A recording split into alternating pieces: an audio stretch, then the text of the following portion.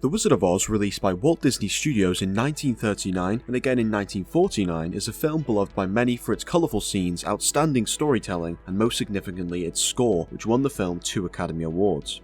The movie is still regarded as a classic and frequently watched by many all over the globe. The seemingly irreverent appeal of the film lies, in my opinion, with the movie's core themes. These themes, even after 80 years, remain universal. The story is one of feeling incomplete and the desire to find that which will make you whole. The Lion is looking for courage, the Tin Man wants a heart, the Scarecrow is trying to get a brain, and Dorothy's desire to find a place where she belongs, as well as keep Toto her dog and best friend, remain constant throughout the film. After refreshing ourselves on the merits and timeless success of the first Wizard of Oz film by Disney, we are reminded how powerful children's films can be when done right. Now, the observant among you will have noticed that I said the first Wizard of Oz film that Disney released. This is because in 1985, Disney released a successor to the movie named Return to Oz. Return to Oz was many things, a box office flop, heavily criticised, largely forgotten, but above all, this film was terrifying. The film was ripped by the media upon release for its dark, menacing themes and characters, as well as its futile attempts to escape its predecessor's shadow through use of ideas that, whilst head-turning, were batshit insane. This film haunted my dreams as a child for numerous reasons, all of which we'll go over in this video, and until a few days ago I had forgotten it had ever existed. I now remember. I asked my friends whether they recall seeing this film as a kid. The general response was a resounding no, and upon explaining snippets of the plot, a few concerned stares. With all of this said and the groundwork set for why this film didn't succeed back in 1985, there is one more surprising element to this tale I've neglected to mention. This movie not only changed the face of cinema, but also became embroiled in a grand pizza conspiracy. But how could that be? And what does that even mean, you might be asking? To answer that, we have to go back over 40 years to 1980. The setting is Burbank, California, and established editor Walter Murch is about to pitch the only film he will ever direct to the production chief of Walt Disney Studios, Tom Willite. Murch has an idea for a further adaptation of Frank Baum's Oz series of novels. This allegedly piqued the interest of Willite immediately. Unbeknownst to Murch, Disney's rights to Baum's works were about to expire, and the window of opportunity for the making of another Oz film was closing rapidly. Murch wanted to make a film that more closely resembled the original source material from the novels, and intended this movie to be seen as a loose semi-sequel of the 1939 classic, but not as a follow-up from the original release. Development for Return to Oz was announced in 1981 and production began the same year. A common theme of Disney films being produced around this time is the effect of Disney's organisational changes in this period. As with the Black Cauldron in my previous video, Return to Oz underwent some major changes due to the shifting structure of the Disney company. During development, Tom Willite was replaced by Richard Berger, whilst unforeseen costs saw the movie's budget rise by $8 million.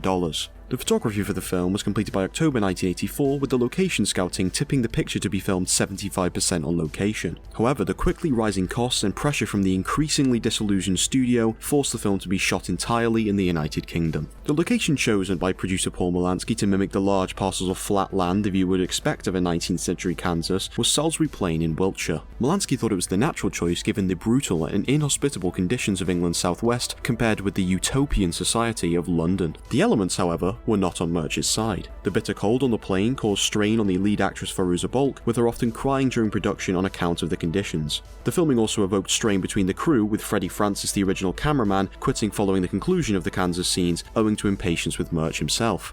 After the hardship faced wrapping the Kansas scenes and the legal limits on how many hours Balk could work as a child, Murch quickly fell behind schedule. Disney, now having little faith in the project and Murch's ability to see it through, made the decision to axe him from the director's role 5 weeks into production. Murch did not originally protest the decision, but quickly decided to fight for his role on the project, calling upon his friends, some of the biggest names in the industry, to fight in his corner. Some of these names included Steven Spielberg, Francis Ford Coppola, and George Lucas. George Lucas fervently fought to keep Murch on set, going so far as to offer to take over the direction of the film should he fall behind again. Now, there are a few interesting tangents and facts that my research for the film led me to finding, one of which once again involves George Lucas. As I mentioned before, George and Murch were friends, so it wasn't out of the ordinary that Murch should invite him onto the set for a day. Whilst George was on set, however, he happened to stumble upon a small film being shot on another one of the sound stages. It was here that he would meet Rick McCallum, whom he immediately befriended and later appointed the executive producer for all 3 of the Star Wars prequels. So as it happens, the prequel series could have been drastically different were it not for the existence of Return to Oz and its delivery of the series' executive producer. I'll leave it up for you to decide whether that's a good or a bad thing. Now back to me in the studio. Now I know earlier that I told you this film was ripped by the media upon release for being dark and menacing, but I didn't really tell you the full extent of it. I mean, take the opening of the film for example. The film opens with several scenes in Kansas, with some of them being Dorothy playing with Toto and introducing us to the pet companion of this film, Billina the chicken. However, it's made clear that Dorothy's family are concerned about her apparent obsession with Oz and her insistence the events of the first film did indeed happen. This is where the film starts to get a little wacky and wild by introducing the beloved and medically revered process of electroshock therapy, or as they call it in Kansas, electric healing. Now I can't remember a time before or since that this concept has been used by Disney again, but I think this is a mistake. Now I don't want to sully the name of modern classics, but I'm sure Dr. Worley here wouldn't need a band of rock trolls to fix a frozen heart.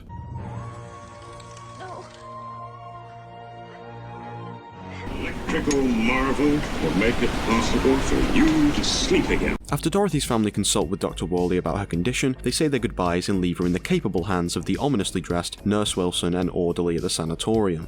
After some gentle gaslighting from Emo Doc Wilson that the screams Dorothy heard were in fact not real, she is prepared for the procedure. Unfortunately, before she is benevolently given 240 volts of that good electric healing, a lightning strike causes the power to fail. Whilst Dr. Worley and Nurse Wilson check on the backup generator, another patient who we had previously seen as a visitor in Dorothy's room, and as a vision revealed to Dorothy via the psych ward mirror, busts her out the joint. They end up being chased into a river as the lightning storm continues and the rushing water quickly carries Dorothy downstream and the psych ward Samaritan away and out of view. In the following scene, Dorothy wakes inside of a chicken coop she had previously climbed into in the river alongside her farmyard friend, the now talking chicken, Billina. Now, after Dorothy finds her footing being back in Oz, she realises that the yellow brick road that once guided her to the Emerald City has been smashed to pieces. Upon following it to the city itself, she finds a notably emeraldless, barren environment filled with the statues of its once cheery inhabitants. Now this is where the film once again turns to some of its weirder concepts. Graffiti within the Emerald City warns Dorothy to beware of the Wheelers. We don't get to actually see these foreshadowed beings until a few minutes later, and when we do, I am sure many people who watched this film as a kid wished we hadn't. Now this is the part of the film that really set the stage for some of my childhood nightmares. Everything about the Wheelers terrified me, from the elongated limbs to the sound their wheels made, and most of all their high-pitched screaming laughs.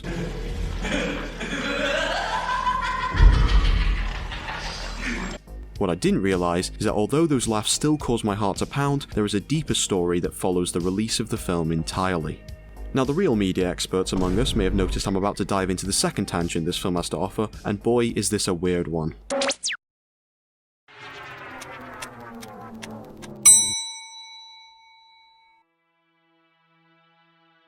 The year's 1986, and Group 243, the advertising agency employed by the prolific Domino's Pizza Inc., have designed a character for use in commercials by the chain. They called this pizza-hating, suit-clad, rabbit-eared anti-mascot the Noid. Along with this name came the company's new slogan, Avoid the Noid, and the suggestion that Domino's was the only chain able to traverse the Noid's crafty anti-pizza schemes in time for them to meet their 30-minute delivery guarantee. Now all they needed was someone to voice their mischievous little creature, and who better to ask than the man behind the Wheeler's maniacal laughter, Sanatorium Orderly, Gnome King Messenger, and lead Wheeler in the previous year's Return to Oz, Pons Ma. Pons Ma has since confirmed that the role as lead Wheeler and his high-pitched erratic laughter was what got him the Noid gig, which draws a direct line to the film and its role in producing the perfect Noid. So far, all pretty tame. Domino's as a new mascot that's been successfully made a pop culture figure and has brought eyes across the nation to the chain's brand. Unfortunately, the owner of one pair of those eyes was less than happy with the new mascot that had appeared on his TV. While Pons Ma's delightfully haunting laugh was playing in households throughout America, one man was going through an inner turmoil. On the 30th of January 1989, Kenneth Lamar Noid, a paranoid schizophrenic, walked into a Domino's establishment in Chamblee, Georgia, brandishing a .357 revolver. Noid began ranting to the employees there that Domino's had created the Noid character as a personal attack on him, and that he wanted to speak to the CEO of Domino's alongside $100,000 and a white limousine to serve as a getaway vehicle. After firing several warning shots into the ceiling and thwarting a call to Domino's security hotline, Noid declared he would kill the employee behind the counter if the police ever arrived. Eventually, after several attempts to negotiate with Noid, the police arrived and cordoned off the area whilst trying to make sense of his demands. But as it turns out, not even the Noid could resist the lingering scent of a fresh Domino's pie. Hours into the now major incident, Noid asked the 2 employees he was holding hostage to make him 2 large extravaganza pizzas with extra mozzarella. Fortunately, the sultry, delectable nature of these pizzas was enough to temporarily subdue Noid and allow the 2 employees a window of escape. Following the flight of his only bargaining chips, Noid surrendered to the authorities at 5 PM local time. A trial later found him not guilty by reason of insanity, and unfortunately Kenneth passed away 6 years later by his own hand after serving time in a psychiatric facility. The Noid was phased out of marketing by Dominos that year and has only been used occasionally by the company since. Now, of course, the events of that January afternoon weren't directly caused by Return to Oz, but I just thought it was kind of insane that there was a link between the 2 of them at all. After finding out about the whole fiasco during my research, I just knew I had to include the story. And if I had to choose a moral for this tale, I'd say that anyone who isn't terrified of the Wheelers is, as the kids say, straight capping. Now, let's return to Oz. I know. Thank you, thanks. After narrowly escaping the Wheelers, Dorothy finds herself in a room with the next main character we are introduced to, the Royal Army of Oz, Tick-Tock. Tick-Tock's a lovable character who needs to be constantly wound up in order to operate, and sort of serves as this film's Tin Man, although he maintains an outspoken reluctance to be alive. After a short fight scene in which Tick-Tock saves Dorothy from the Wheelers using the powers of child grooming, they are led by the captive Noid to the palace of Princess Mombi, the only person in Oz who knows what happened to the Scarecrow. And at this time, the movie once again decides to break out some of its grade A, 46-year barrel-aged nightmare fuel. I say this because Princess Mombi is an enjoyer of the sophisticated hobby that is head collecting, specifically female head collecting. I don't know what compelled Mr. Baum to write a character like this, I just hope it wasn't a self-insert. After Mombi shows us her numerous impressions of a 4chan user's freezer, Dorothy is confined to the tower until her head is ready to be taken. It is here that we meet another of Dorothy's eventual comrades, Jack Pumpkinhead, a man made of assorted vegetation and clothing who won't stop asking to call Dorothy Mom. Dorothy, may I call you Mom, even if it isn't so? Oh, thank you. Interesting fact and mini tangent number 3, this character is the credited inspiration for Tim Burton's Jack Skellington from The Nightmare Before Christmas. Anyway, despite the Freudian nature of their new companion, he proves to be invaluable by providing the whereabouts of Mombi's powder of life, which can be found in the casing of her original head, the number of Dorothy's psych ward room, case 31.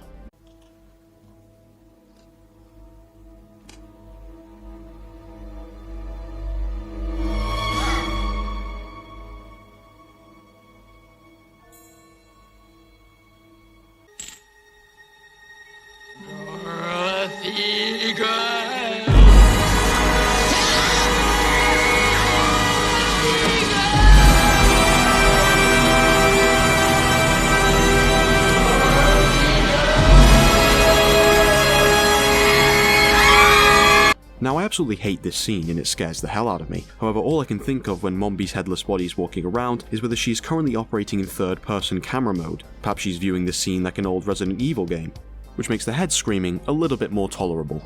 The powder is then used to bring a sofa to life and other affronts to God. After escaping the tower using their flying, talking, animal rights violation, the Gump, they head towards the Gnome King's mountain, pursued by the Wheelers. When the gang gets there, however, they are discovered by the Gnome King, who invites them to play a game in order to retrieve the Scarecrow. The game takes place in a room filled with ornaments, some of which are inhabitants of Oz that have been transformed. The name of the game is to find which ones within 3 guesses or they themselves become ornaments. Each character tries their hand to no avail, with the penultimate guess belonging to Tick-Tock. Whilst Tick-Tock is making his first guess, the Gnome King, who has become noticeably more human with each guess, reveals to Dorothy his big secret and how he managed to take over Oz. The Gnome King is a sissy femboy. You didn't come back to leave me. My ruby slipper! No. My ruby slippers. After the Gnome King is done trying to induct Dorothy into his cross-dressing and pipe-smoking club, Tick-Tock is revealed to have supposedly wound down in the ornament room before his final guess. Dorothy is allowed to enter the room to wind him up and make her guesses, which leads us to Tick-Tock's grand plan. He realised if Dorothy could watch him be transformed, she may be able to get a clue. Lo and behold, on Dorothy's final guess, she finds the Scarecrow, and realises all transformed Oz inhabitants are green ornaments. As she begins to rapidly reassemble her crew, the Gnome King gets mad and activates his GTA 5 mod menu.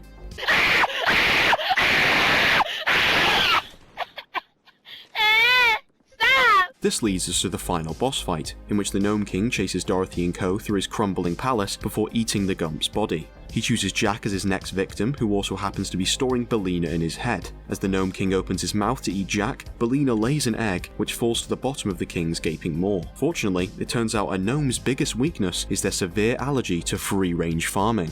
After they triumph over the battery farming menace, Dorothy recovers the ruby slippers and wishes the gang out of the now collapsing mountain and for the Emerald City to be restored. Upon returning to the now joyous Oz, Dorothy rejects the people's suggestion that she should be queen and instead spawns a mirror person to do it for her. Another small tangent concerning the filming of this scene is the fiasco surrounding the mirror person, or as she is actually known, Princess Ozma, and the dress she was wearing. During post-production, the editors realised to their horror that the dress Ozma originally wore in the scene caused significant clashes with the background and scenery of the shot. This meant that months after the film had wrapped, these scenes were reshot with a different dress. During the refilming, the temperature on the soundstage reached excesses of 43 degrees or 110 degrees Fahrenheit, which at one point caused Firouzabal to pass out on the set. Additionally, in post, the production staff realised they didn't like the British accent Ozma had on account of being played by a British person in Emma Ridley. With no one on hand to do the dub for Ozma and the likely lack of budget and leeway from Disney to hire one, Walter Murch's daughter ended up becoming the voice of Ozma. This is why in certain scenes Ozma's mouth moves while nothing is being said, such as the sanatorium escape. Anyway, back to the film. After saying her goodbyes, Dorothy awakes in Kansas to Toto and a rescue party with the sanatorium having burnt down in the storm the night before. We also see that Nurse Wilson has been arrested, presumably because the government want to keep a lid on the noble panacea that is blasting your prefrontal cortex with a car battery, reminding us that if God didn't want us to electrocute ourselves, he wouldn't have made it so enjoyable.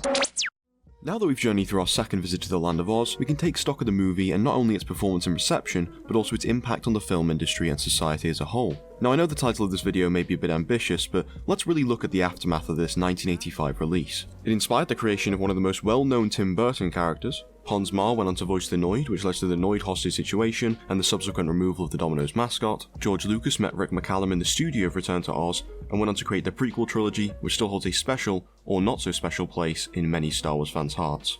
When I started off making this video, I was convinced that Return to Oz was going to be another letdown of a Disney dark fantasy piece that would have a place in the same breath as The Black Cauldron. I could not have been more wrong. What I found after hours of rewatching the movie for clips and editing through scenes I wanted to mention was a technically ambitious, meticulously thought out film that manages to differentiate itself from the first film with crazy original ideas whilst remaining true to Baum's works. Whilst editing, I kept finding new and interesting pieces of information ranging from many tangents I spoke about in the video with wide and sweeping impact, all the way down to the fact that this was the first film to feature the iconic rainbow over the Blue Castle Disney logo, or that TikTok was operated by a gymnast, Michael Sunding, who stood upside down bent over backwards in order to make the character's legs move in the desired manner. Jean Marsh, who played Princess Mombi and Nurse Wilson, said that Murch was like a mad, vague professor and that he is totally original. Of course, we know that Murch would never direct another film after this one, but for a directorial debut, this film, through sheer willpower alone, is a standout piece from a troubled Disney. The movie's poor performance in 1985 can't be chalked up to any one thing, but much of it was outside of Murch's control. Progress inevitably wants sacrifice, and I think it can be said that Murch was one of the many that walked so that the Disney of today could run. After barely surviving a takeover attempt the year before the film's release, Disney looked down and out.